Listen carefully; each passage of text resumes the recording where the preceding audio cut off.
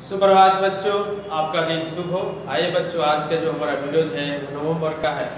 तो नवंबर का जो है लोकतंत्र में चुनावी राजनीति। तो लोकतंत्र में चुनावी राजनीति पर जो है आज हम लोग विशेष रूप से चर्चाएं करेंगे। और इससे पिछले वीडियो में भी हम लोग इस पर जो है चर्चाएं किए हैं और प्रश्न उत्तर को भी जो है बनाने का प्रयास किया गया है। तो बच्चों, आज का जो हमारा टॉपिक है वो है उम्मीदवारों की शैक्षणिक योग्यता।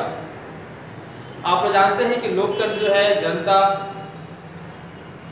के द्वारा जनता पर संचालित जो है प्रणाली होती है, जो कि लोकतंत्र कहलाती है।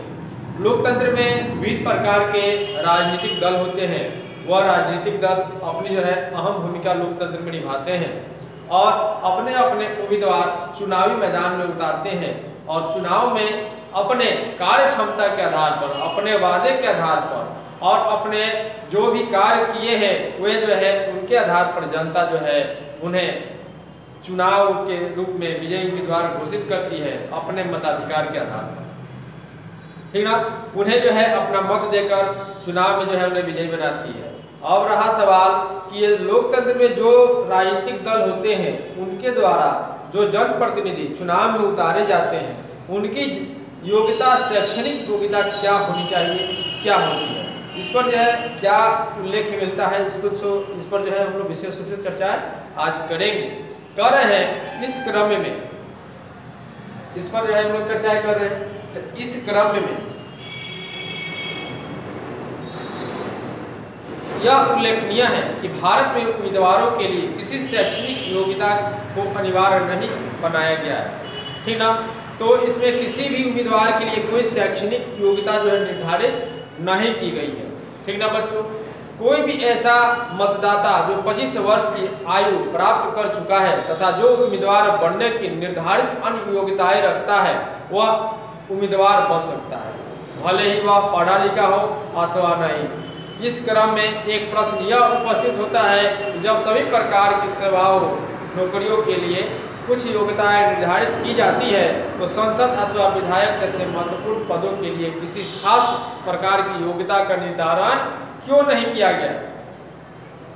क्योंकि इसकी आवश्यकता व्यवस्था, संविधान अथवा कानून के अंतर्गत नहीं की गई। इस प्रश्न के उत्तर के रूप में निम्नलिखित बातों पर ध्यान दिया जा सकता है। जैसे पहला बात है, सभी प्रकार के काम के लिए शैक्षणिक योग्यता आवश्यक नहीं होती। जैसे किसी खेल के खिलाड़ी के लिए शैक्षणिक योग्यता आवश्यक नहीं माना जाता। जैसे भारतीय हॉकी अथवा क्रिकेट टीम के खिलाड़ी के लिए कोई खास शैक्षणिक योग्यता की आवश्यकता नहीं होती। चयन के लिए के क्रम में सिर्फ उस खिलाड़ी विशेष की खेल प्राप्त विशिष्ट और उस खेल को खेलने की उनकी दक्षता का ध्यान रखा जाता है। उसके लिए किसी विद्यालय या महाविद्यालय की डिग्री की जरूरत नहीं होती। ठीक इसी प्रकार एक विधायक अथवा सांसद के लिए सबसे बड़ी योग्यता यह होती है कि वो अपने क्षेत्र की समानताओं से अवगत हो, उसे समझे, अपने क्षेत्र के लिए के मतदाताओं की चिंताओं को समझे और उन्हें हितों के प्रतिनिधित्व करें। उसके प्रतिनिधि ठीक ढंग से काम कर रहा हो अथवा नहीं, यह विधानसभा अथवा संसदीय क्षेत्र के मतदाता 5 वर्ष तक लगातार देखते हैं और समझते हैं। बच्चों, आप लोग इस बात से समझ गए होंगे। दूसरा यह तर्क है कि यदि शैक्षणिक योग्यता प्राथमिकता हो भी तो इसका जिम्मा उस क्षेत्र के मतदाताओं पर छोड़ देना चाहिए कि वे शैक्षणिक योग्यता की कितना महत्व देते हैं, खासकर जब कि उम्मीदवार बनने के साथ ही वे अपनी शैक्षणिक योग्यता का उल्लेख शपथ पत्र में करते हैं। तीसरा बात यह होती है कि शैक्षणिक योग्यता का शर्त शायद इसलिए आरोपित नहीं किया गया अथवा नहीं लगाया गया क्योंकि यह सामान्य लोकतांत्रिक सिद्धांत के प्रतिकूल होता है।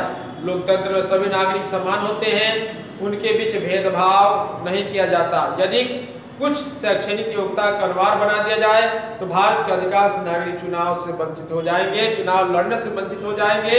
भारत में अभी भी 31% से अधिक लोग पढ़े लिखे नहीं हैं।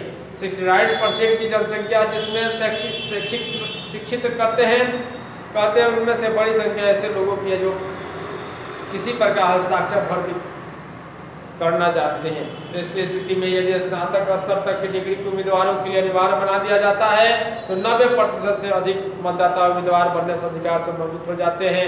इस प्रकार वे अपने मौलिक अधिकार से वंचित हो जाते हैं।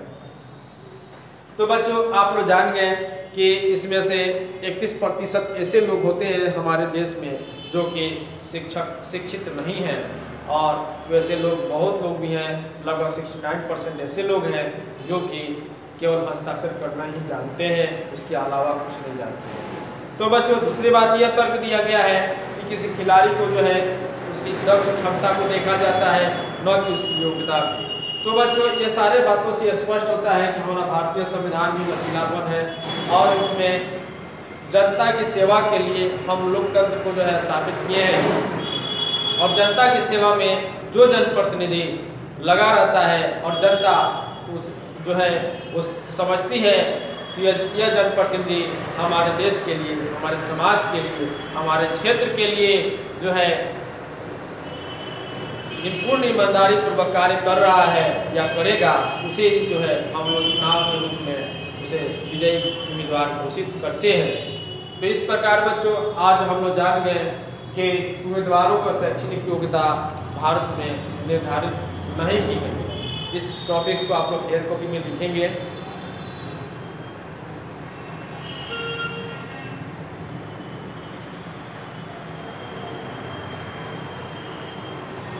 बच्चों, तो आप लोग जो चीज़ को जो भी चीज़ आप टॉपिक्स आप लोग को हमने आज बताया है उसे घरों पे भली भांति किताब के माध्यम से पढ़ने का प्रयास करेंगे और उसे समझने का भी प्रयास करेंगे। तो बच्चों, आज की वीडियो के लिए इतना ही है। धन्यवाद। जय हिंद, जय भारत।